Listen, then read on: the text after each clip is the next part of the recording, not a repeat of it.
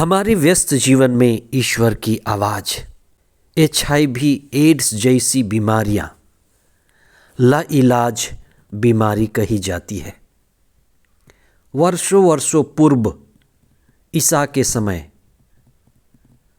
कुष्ठ जैसी बीमारी भी लाइलाज मानी जाती थी। अगर किसी भी परिवार में पति पत्नी के बीच या समुदाय में या ऑफिस में ये पता चले कि किसी भी व्यक्ति को एचआईवी एड्स हो गया है, तो कैसी स्थिति बनेगी, रिश्तों का क्या होगा, पति पत्नी के बीच, परिवार के बीच, ऑफिस में एक बड़ी विचित्र स्थिति पैदा हो जाएगी। क्या सही है, क्या गलत है।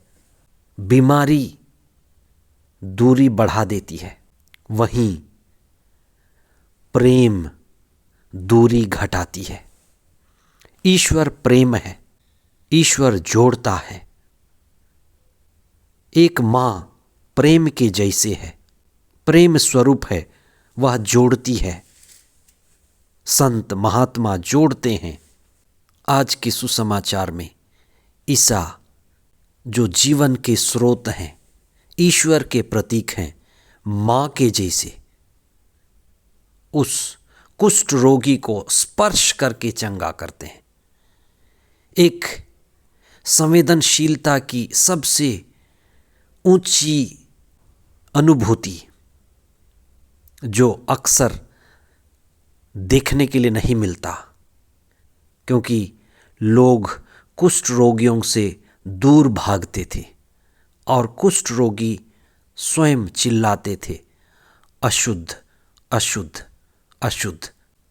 आज एचआईवी और इसी तरह से कुछ बीमारियां जो लाइलाज मानी जाती हैं, कुष्ठ रोग का स्थान ले चुकी हैं।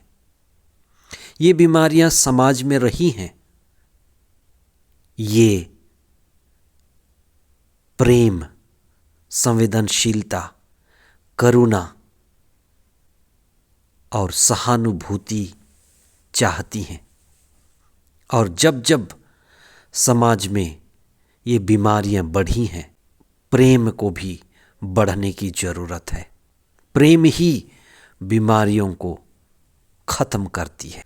सामान्य काल, दूसरा सप्ताह, 11 जनवरी 2024, बृहस्पतिवार। पहला पाठ सामुएल का पहला ग्रंथ, अध्याय 4, पद संख्याएं 1 से 11 तक, और संत मार्कुस का सुसमाचार, अध्याय 1, पद संख्याएं 40 से 45 तक। हम सभी आशीष पाना चाहते हैं और आशीष में रहना चाहते हैं, पर आशीष पाने का मार्ग क्या है? How to walk in the road of blessing. आशीष का सरल, सहज और आशीष पाने का साधारण मार्ग है, जो अच्छा है, जो श्रेष्ठ है, जो उत्तम है, उसे करते जाना। सत्य के साथ खड़ा होना, सत्य का साक्षी बनना। आशीष का मार्ग वही है जब हम जो सही है उसको करने का साहस दिखाते हैं, जब हम सत्य के खिलाफ खड़े होते हैं, झूठ, दुष्टता, अहंकार, तब हम ईश्वर की कृपा से वंचित हो जाते हैं। आज के पहले पाठ में एक ऐसे युद्ध की बात की गई है जिसमें इस्राएली बुरी तरह से हार गए। उनके हारने से संधि की मंजूसा, जो ईश्वर के जीवंत उपस्थिति का प्रतीक है, वह भी छिन गया। यानी उनके बीच ईश्वर नहीं रहा। एली जो गुरु था, उसके 2 पुत्र होफनी और पिनहाज, वे भी अन्याय के प्रतीक हैं, दुष्टता के प्रतीक हैं, अहंकार के प्रतीक हैं, जो प्रभु की मंदिर में सेवा करते थे, लेकिन ईश्वर की मंदिर की गरिमा नहीं बनाए रख सके। वे भूल गए कि वे ईश्वर की उपस्थिति में हैं। तो ईश्वर से दूर होना, ईश्वर की उपस्थिति को खो देना, आत्मा को खो देना ही हमारे विनाश का कारण है। आज के सुसमाचार में एक कुष्ठ रोगी ईसा के पास आकर बड़े ही श्रद्धापूर्वक चंगाई के लिए प्रार्थना करता है और ईसा बड़ी तीव्रता से, उन्माद के साथ उस कुष्ठ रोगी को स्पर्श करके चंगाई देते हैं। लोग कुष्ठ रोगी से दूर भागते थे और कुष्ठ रोगी स्वयं चिल्लाते थे, अशुद्ध अशुद्ध घंटियां बजाते थे, जिसे लोग दूर भागते थे। ईसा उस व्यक्ति को जो कुष्ठ के रोगी हैं स्पर्श करते हैं। कुछ अद्भुत है, कुछ अनकहा अनसुना है, क्योंकि ईसा ईश्वर के पुत्र हैं। ईसा ईश्वर के प्रतीक हैं, इसलिए ईसा का स्पर्श ईश्वर का स्पर्श है। ईसा का प्रेम ईश्वर का प्रेम है। ईसा की संवेदनशीलता ईश्वर की संवेदनशीलता है। और प्रेम में दूरी कम होती है। प्रेम सारी दूरियां खत्म करती। जहाँ भी प्रेम होता है, ना जात होता है, ना पात होता है, ना लिंग होता है, ना भेद होता है, सब समाप्त होता है। ईसा सारे भेद को अभेद करने आए। शास्त्र में कोढ़ या बीमारी मात्र नहीं है।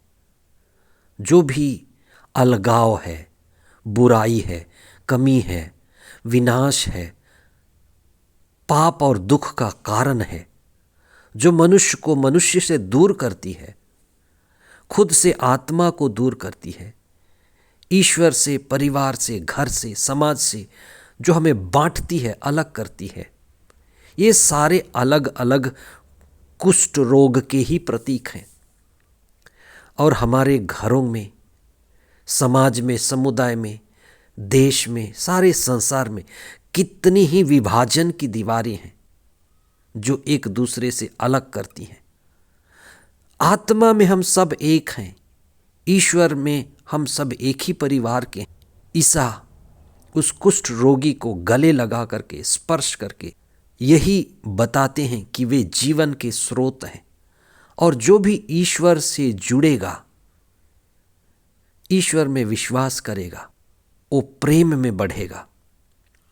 बीमारियां थीं, बीमारियां रहेंगी, लेकिन ईश्वर ही, प्रेम ही उस बीमारी का पहला इलाज है।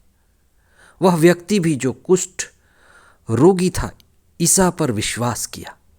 उसका अटूट विश्वास ईसा के पास ले गया और ईसा ईश्वर के स्पर्श का अनुभव दिए। जो भी व्यक्ति ईश्वर के पास झुकता है, ईश्वर को पुकारता है, प्रार्थना द्वारा ईश्वर से जुड़ता है, ईश्वर उसे ऊपर उठाता है, आशीष देता है। बीमारियां ही नहीं, जीवन में सत्य, प्रेम और शारीरिक चंगाई ही नहीं, आध्यात्मिक और हर तरह की चंगाई मिलेगी। हम प्रभु से जुड़ें और आशीष और कृपा पाएं। आमीन।